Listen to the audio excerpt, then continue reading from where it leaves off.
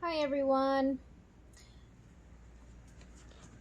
My name is Bridget. Welcome to my channel. Today I'll be reading to you The Lily of the Field and the Bird of the Air by Soren Kierkegaard. The introduction was written by Bruce Kermsey and I will start with that. It reads, Introduction, Letting Nature Point Beyond Nature. Soren Kierkegaard is perhaps most known for his synonymous works including Either Or, Fear and Trembling, and The Sickness unto Death, all of which have a clear, if not always immediately visible, religious undercurrent. But he also wrote a good many non-synonymous, overtly religious works, most of which consist of what he called discourses. Because he was now ordained, he felt it inappropriate to label them sermons. He made frequent use of Matthew 6:24, a portion of the Sermon on the Mount, in which Jesus tells his followers to let go of earthly concerns by considering the lilies of the field and the birds of the air. This is a passage that can be interpreted in various ways and put to many different uses, and Kierkegaard had done so on numerous occasions prior to publishing the present work, The Lily of the Field and the Bird of the Air, 3 Godly Discourses, in April 1849. For example, the second part of Upbuilding Discourses in Various Spirits, which Kierkegaard had published in March 1847, consisted of 3 discourses, collectively titled What We Learn from the Lilies of the Field and the Birds of the Air. And the first part of Christian Discourses, published in April 1848, consisted of 7 discourses that were also based on the lilies and the birds of Matthew's Gospel. Kierkegaard delivered the manuscript of Lily of the Field and the Bird of the Air to Bianco Luno's printing house in Copenhagen on April 17, 1849, and by May 9th, the 51 pages that constitute the first edition had been typeset, proofread 3 times by Kierkegaard and his secretary, Israel Levine, printed and bound in printed paper covers, and was ready to be sent to bookshops. On May 14th, it was advertised in the newspaper Adresseavisen as available for purchase from the publisher, university bookseller C.A. Ritzel. Just over a year earlier, on March 6, 1848, Kierkegaard had delivered the manuscript of Christian Discourses to Bianco Luno. Christian Discourses was a composite work consisting of 4 separate parts, and as noted above, the first part, The Cares of the Pagans, builds on Matthew 6:24 through 34, and makes much use of the lily and the bird, who serve as our teachers with respect to cares. Christian Discourses was ready at the printer on April 13, 1848, and would become available for purchase on April 25th. Kierkegaard undoubtedly had his own copies of the book before Easter Sunday, April 23rd, and on that same Easter Sunday he wrote a journal entry under the heading New Discourses on the Lilies and the Birds, containing an idea for 3 additional discourses. Presumably, the circumstance that Christian Discourses, which was to go on sale 2 days later, had made much use of the lily and the bird, is what inspired Kierkegaard to think of producing a new set of discourses on the lilies and the birds, which in the event became the work in the present volume. Kierkegaard had also a good deal of other work on his desk in 1848. He had begun writing The Sickness unto Death as early as February or March of that year, and he finished it in mid-May.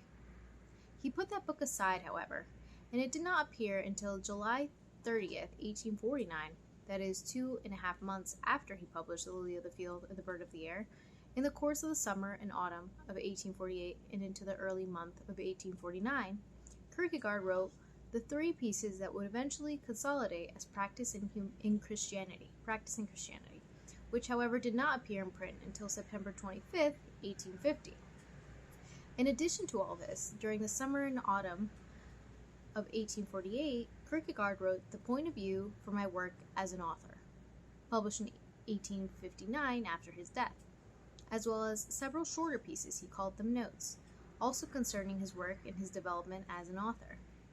A reworked portion of these pieces eventually coalesced into the accounting, which formed the principal part of the little book on my work as an author, which Kierkegaard published in 1851. Kierkegaard seemed to have returned to the idea for new discourses on the lily and the bird in March 1849, and the writing then proceeded very quickly. Thus, the next month, April 1849, when The Lily of the Field and the Bird of the Air was already in the process of publication, Kierkegaard reflected on the difficulties he had experienced during the previous year in connection with the above-mentioned autobiographical notes concerning his life and work. It reads, "It was divine fortune that I didn't publish the notes, or that God didn't permit it to happen. The degree to which it is God who directs the whole thing is clearest to me from the fact that the discourses on the lily and the bird were produced at the time, and that was just what I needed. God be praised. Without fighting with anybody and without speaking about myself, I said much of what needs to be said, but movingly, mildly, upliftingly." After the publication of the present work in April 1849, Kierkegaard was by no means finished with considering the many ways in which The Lily and the Bird could be understood.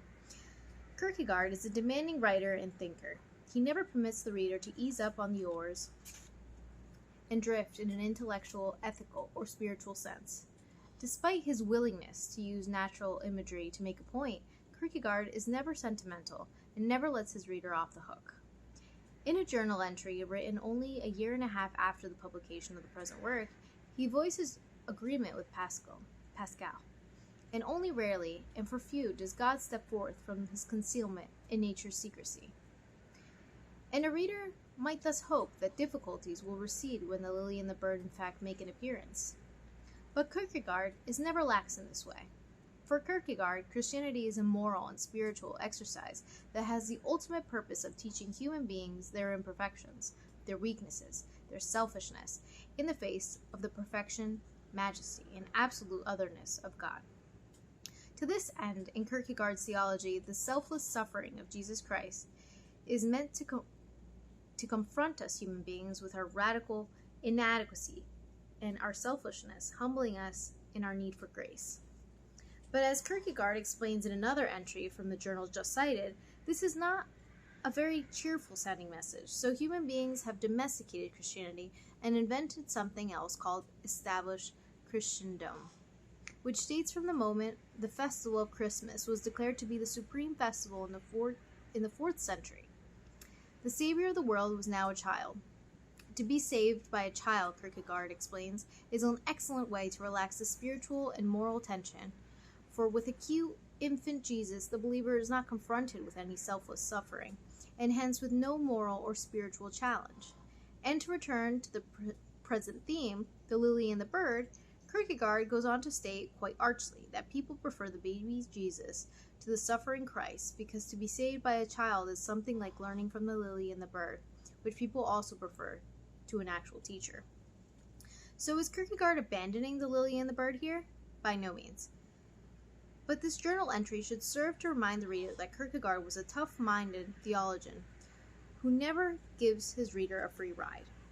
In 1850, about a year after he published this simple-seeming masterpiece, The Lily of the Field and the Bird of the Air, Kierkegaard jotted the following remark in his journal. "The matter is quite simple. The situation is far from being confused enough for people to make proper use of me. But now, in the 21st century, it seems that the situation may have become sufficiently confused for us to make proper use of Kierkegaard. Nonetheless, there may be an air of something difficult or slightly forbidding in the reputation that surrounds the famous Danish thinker. So for a new reader of Soren Kierkegaard, it might be useful to outline a few parallels to, and significant differences from, one of his contemporaries, a figure perhaps more familiar to Americans, Henry David Thoreau. Alright, the brief lives of these two loners, Kierkegaard, born in 1813 and died at the age of 42 in 1855, and Thoreau, born in 1817 and died at the age of 44 in 1862, coincided not only when they lived, but also how they lived. They were both second-generation romantics who did not fit in the movements which they were associated with. Kierkegaard was the misfit of the Danish Golden Age, and Thoreau was the oddball among the transcendentalists. Sorry, I haven't done that in a while. But both had been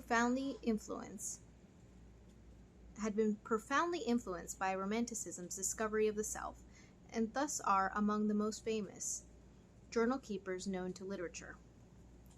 Both Kierkegaard and Thoreau had a deep sense that their times, the beginning of the modern age in the first half of the 19th century, which was marked by the triumph of popular sovereignty, the advent of mass circulation newspapers, and the rise of factories, railroads, and telegraphy, the first form of instantaneous communication, were out of joint. And not just the times, but the lives being lived by most people were similarly out of joint. Quite remarkably, both men simultaneously hit upon an identical characterization of the malaise. At about the same time that Thoreau famously remarked in Walden, "The mass of men lead lives of quiet desperation." Kierkegaard repeatedly wrote of still fortvilelse, quiet desperation, or silent despair, a phrase that makes at least half of a dozen appearances, both in his journals and his published work, between 1839 and 1852. Such was Kierkegaard's and Thoreau's description of their age, though they meant quite different things by their apparent similar diagnosis. Both Kierkegaard and Thoreau were infallibly walkers. Thoreau walked everywhere it was possible to walk, and second only to civil disobedience, his most well-read essay was surely Walking, which he delivered frequently in oral form and which was published after his death. Thoreau begins his essay by humorously celebrating those who have understood. It reads, "The art of walking, that is, of taking walks, who had a genius, so to speak, for sauntering, which word is beautifully derived from idle people who roved about the country in the Middle Ages and asked charity, under the pretense of à la santé, to the Holy Land. Some, however, would derive the word from sans terre, without land or a home, which therefore, in a good sense, will mean having no particular home, but equally at home everywhere. For this is the secret of successful sauntering. He who sits still in a house all the time may be the greatest vagrant of all." Vagrant depends where you're from. It is particularly for solitary and independent souls that Thoreau recommends walking. If you are ready to leave father and mother, and brother and sister and wife and child and friends, and never see them again, if you paid your debts and made your will and settled all your affairs, and are a free man, you are ready for a walk. Kierkegaard, too, was famously peripatetic, and as a 24-year-old young man, he echoed Thoreau's sentiments quite closely, expressing pity for those who have never felt nostalgia for some unknown, remote thing, never felt the profundity of being nothing at all, of strolling out of Norrisport with 4 shillings in your pocket and a slender cane in hand. Kierkegaard was constantly on the move, walking everywhere in and around Copenhagen, talking first with one person, then another. When his sister-in-law was bedridden with depression, Kierkegaard wrote to encourage her, "Above all, do not lose your desire to walk. Every day I walk myself into a state of well-being, and walk away from every illness. I have walked myself into my best thoughts, and I know of no thought so burdensome that one cannot walk away from it." And as Kierkegaard and Thoreau were such avid walkers, it is not surprising that both were also careful observers of the natural world. Thoreau's interest in every aspect of nature is widely known, of course, but Kierkegaard, too, was a bit of a naturalist. In 1850, when his nephew Hendrik Lund was stationed in Odessa during the war over Schleswig and Holstein, Kierkegaard wrote him a letter, now lost, in which he asked, not necessarily about the war, but quite definitely about bird life in the region around Odense. We know of Kierkegaard's inquiry from Lund's reply to his uncle Soren, in which Lund provided details about the various species, including jackdaws, owls, and martins. Perhaps as a subcategory of this curiosity about the natural world, both Thoreau and Kierkegaard were both meteorologists of sorts, though of very different sorts, and thus for very different ends. Thoreau, for example, declared himself a self-appointed inspector of snowstorms. Kierkegaard, on the other hand, not immodestly, declared himself a genius, noting that geniuses are like thunderstorms. They go against the wind, terrify people, and cleanse the air. Thoreau was fascinated by the natural world as such, whereas Kierkegaard's references to the natural world served principally to propel him into a world more real, but unseen. Although both writers were keen observers of nature, both used their observations to point an ultimate reality beyond what is merely apparent. Unsurprisingly, both were deeply influenced by Greek philosophy, especially Plato, and by German idealism. Thus Thoreau said, "It is well to have some water in your neighborhood, to give buoyancy to, and float the earth. One value, even of the smallest well, is that when you look into it, you see the earth is not continent, but insular." And Kierkegaard said, "Why I so much prefer autumn to spring is that in the autumn one looks at heaven, and in the spring at the earth." Here again, although both writers make use of nature in referring to what is beyond the immediately visible, we can see the contrast between Thoreau's delight at earthly insularity and Kierkegaard's focus on not what is empirical, on what is earthly, but on something beyond nature, on what cannot be actually seen, a focus not on the earth, but on heaven. Thus, as a naturalist, Kierkegaard made use of nature far more radically than did Thoreau, allowing the lily and the bird to point to something invisible but real that lay beyond the visible world, and indeed what Kierkegaard pointed to was far more real than what is merely visible. As noted, he made use of these natural objects, the lily and the bird, several times before, but never so trenchantly and brilliantly as in the pieces in the present book. The use Kierkegaard made of the natural world, like the use he requires his readers to make of the natural world, was precisely the opposite of the pantheistic religion of nature, so common among the contemporaries and our own. Kierkegaard insisted on the absolute transcendence of God, and he held that human beings, unlike other beings, are not only capable of relating to this radical transcendence of God, but that we are fragmentary, incompletely realized beings, unless we do so. In the opening pages of his masterwork, The Sickness unto Death, which brackets the lily of the field and the bird of the air, having been written shortly before In the opening pages of his masterwork, The Sickness unto Death, which brackets the lily of the field and the bird of the air, having been written shortly before those discourses were written and published shortly after their appearance, Kierkegaard argues that a human being, or a self, is spirit, and that spirit is a synthesis of the infinite and the finite, of the temporal and the eternal, of freedom and necessity. But a human being, Kierkegaard insists, is more than this. A human being is not merely a synthesis of opposed properties, such as those just mentioned, a synthesis that he calls a relation, but is in fact a relation that relates itself to itself. And it is this self-relating relation that is the self. Such a self-relating relation is not a given entity, but a capacity. The self is that this relation can relate itself to itself, that it poses self-consciousness. Furthermore, even at this point, the self, as Kierkegaard tells us, is still not a self, because such a self-conscious, self-relating relation must either have an established self or have been established by another. And Kierkegaard, as a matter of belief, holds that the human self has indeed been established by another, namely by the transcendent God of biblical tradition. Thus, Kierkegaard's complete definition of the human self is a relation that relates itself to itself, and in relating itself to itself, relates itself to another, that is, to the power that established it. For Kierkegaard, then, the human self-consciousness, involves relating both to the elements of the synthesis within the self and to the God.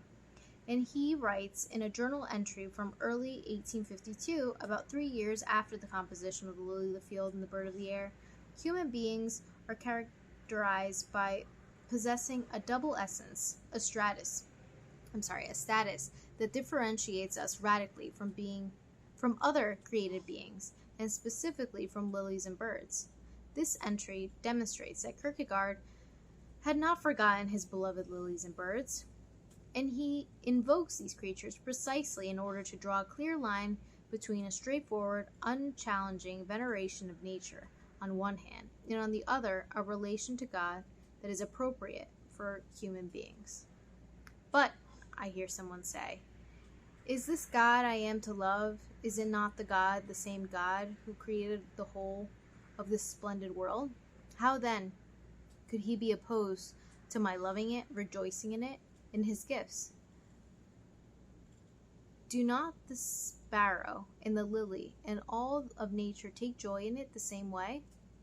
To this Christianity must reply, rubbish. First of all, do you really know that the lily and the sparrow rejoice? And if you are able to rejoice in the same way as the sparrow and the lily, go right ahead, but you cannot. For the sparrow and the lily and all of the life of nature are simple. The sparrow is no double essence, no synthesis, no either or exists for it. Only the human being is a double essence. And in yet another journal entry, this one from late in 1852, Kierkegaard once again touches on the lily and the bird.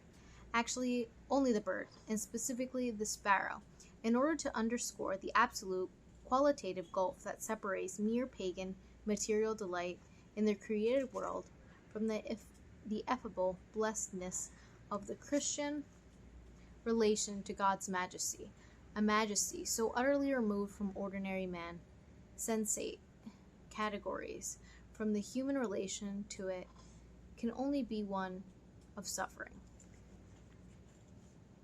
In paganism, God's majesty is merely the superlative of human majesty, and its distinguishing mark is therefore straightforward. Only in Christianity does God's majesty come to be properly majesty, qualitatively different from what it is to be human, a paradoxal majesty that is therefore recognizable by suffering. Take the same matter in a different way. Think the thought. God's confiding or sharing confidence with God. If the content of the confidence is all the happiness and the good fortune that comes a person's way is from God, then there is no relationship of spirit. Thus, there is no confidence with God in the highest sense, because God is spirit. No. When that which comes from God is suffering, but then what is confided in that, the suffering signifies God's love, look, this is the confiding in the spirit. God is spirit. Everything that earlier forms of piety, explain with the help of the devil, that it was the devil who sent sufferings, I explain with the help of God's majesty. It cannot be otherwise if you really want God to be God, and if you really want to involve yourself with him. That is, if you are to be permitted to do the most blessed thing of all, to love God. Indeed, God can love the sparrow without the relationship from suffering, but in that case, there cannot be any talk of a relationship of spirit or of loving God in return. Now we must return from Kierkegaard's radical vision of our partial parallel, and as we now have seen the fundamental difference between Kierkegaard and Thoreau, here we must note that when it came to the relation to God, these two thinkers, so apparently similar in other ways, were radically different, even though both were alike in clinging stubbornly to their beliefs, right up to the point of death. Thoreau, dying, was asked by his aunt if he had made peace with God, to which reportedly he replied blandly, I was not aware that we had quarreled. On the other hand, as he lay dying, Kierkegaard was asked by his best friend, who was a priest in the Danish state church, if he wanted to take the sacrament. Kierkegaard, far more radical and otherworldly than Thoreau, replied polemically rather than blandly, yes, but not from a pastor, from a layman. And when his friend replied that would be quite difficult to arrange, Kierkegaard's rejoinder was, then I will die without it, explaining, we cannot debate it. I have made my choice. I have chosen. The pastors are civil servants of the crown and have nothing to do with Christianity. Kierkegaard died without the sacrament, but it strains credulity to think that he died without the Christian faith. If any testimony to this is wanted, one need look no further than these discourses on the lily of the field and the bird of the air. As part of his evolving understanding of the path and the overall meaning of his development as a writer, Kierkegaard placed emphasis on the parallel track architecture he saw running through the whole of his published work, in which an aesthetic work was accompanied by a religious one. Kierkegaard dated the start of his literary career from the publication of Either Or in February 1843, and he viewed the appearance of that work as having been concurrent with the publication of two edifying discourses, which, however, did not appear until May of that year. Either Or had been a great success and had sold in less than 2 years. Now, in 1849, both in order to satisfy pent-up demand and as a much-needed source of income, Kierkegaard was publishing a second edition of Either Or, and he took care to see that his aesthetic work was accompanied by the religious work, The Lily of the Field and the Bird of the Air. In a journal entry from May 1849, Kierkegaard wrote that these three godly discourses accompany the second edition of Either Or and mark the distinction between what is offered with the left hand and what is offered with the right. I will return to the matter of offering a work with the left or right hand presently, but first we'll note that the works did indeed accompany one another. That is, in his timing of the release of the second edition of the aesthetic work Either Or and the religious work The Lily and the Bird, Kierkegaard achieved his sought-after simultaneity much better than he had in connection with the first edition, Either Or, this time. Both the aesthetic work and the religious work were published on the same day, May 14, 1849. In the preface of The Lily of the Field and the Bird of the Air, Kierkegaard alludes specifically to this timing. This little book, which with respect to the circumstance of its appearance reminds me of my first, in particular to my first, the preface of two edifying discourses of 1843, which appeared immediately following Either Or, will, I hope, bring the same recollection to my reader. By my first, Kierkegaard means his first collection of discourses, the two edifying discourses of 1843, and by my first, he is referring to the preface to that collection, the first preface to his first collection of discourses, which dated May 5th, 1843, his 30th birthday, which he dated the preface to this present volume, May 5th, 1849, his 36th birthday. Furthermore, in this preface, The Lily of the Field and the Bird of the Air, Kierkegaard also expresses the hope that this preface will remind the reader, as it reminds me of the preface to two edifying discourses of 1844. It is offered with the right hand, as opposed to the pseudonym, which was and held out with the left. Here we come closer to the understanding what Kierkegaard means by offering something with the right, or left hand, and the way to which this is relating to the matter of a pseudonym. In order to understand what Kierkegaard is saying, his allusion to the preface in the present work, to his preface to the two edifying discourses of 1844, needs to be examined in a bit more detail. In the 1844 preface, Kierkegaard expresses the wish that his little book might find what it seeks, that single individual whom I with joy and gratitude call my reader, who with the right hand receives what is offered with the right hand. Kierkegaard deliberately uses this expression again in the preface to the present work in The Lily of the Bird, emphasizing that unlike the work of the pseudonym, which was and is held out with the left, these discourses are offered with the right hand. In a journal entry from July 1849, Kierkegaard explains a bit more what he means by this reference to the pseudonym. He says, "Incidentally, it is quite remarkable that the preface to the three godly discourses about the lily and the bird came to have the wording as opposed to the pseudonym, which was held out and is held out with the left. This is probably best understood in connection with the second printing of Either Or, but it has also, of course, come to be significant with respect to the new pseudonym. Thus, the new pseudonym not only refers retrospectively to the synonymous authors Either Or, but also prospectively to the new pseudonym, that is, to Anticlimacus, the synonymous author of The Sickness Unto Death, the work in which Kierkegaard most clearly articulates his specifically Christian anthropology, that is, his understanding of the human self as a self-relating relation that also has the capacity to relate itself to God, which, as noted, was published at the end of July 1849, just 2.5 months after the publication of The Lily of the Field and the Bird of the Air. Kierkegaard first mentioned the notion of offering something with one's right hand in a journal entry of 1843. Theodorus Atheos said he offered his teachings with his right hand, but his listeners received them with their left hands. Theodorus Atheos was a philosopher, Theodorus the atheist of Cyrene, 4th century BC, who clearly intended his remark to be understood negatively.